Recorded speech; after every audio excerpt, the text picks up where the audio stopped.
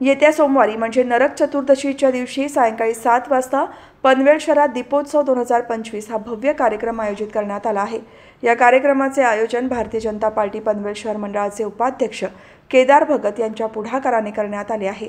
हा दीपोत्सव सोहळा श्री छत्रपती शिवाजी महाराज चौक पनवेल येथे मोठ्या उत्साहात पार पडणार असून शहरातील नागरिकांना उपस्थित राहण्याचे आवाहन आयोजकांनी केले आहे।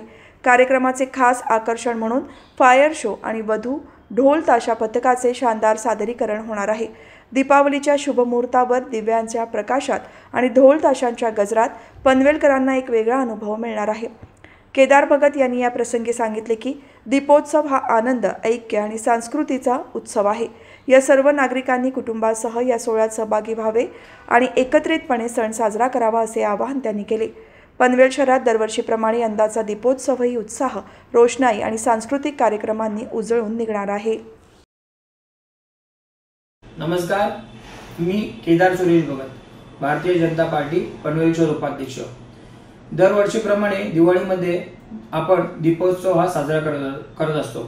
यावर्षी देखील छत्रपती शिवाजी महाराज चौक येथे हा दीपोत्सव साजरा होणार आहे। एक दिवा शिव छत्रपतींच्या चरणापाशी हा उपक्रम आपण करत असतो। यावेळी ब्रह्मा ढोल ताशा पथक याचे खास वादन असणार आहे। तसेच आपण फायर शोचे देखील आयोजन केलेले आहे।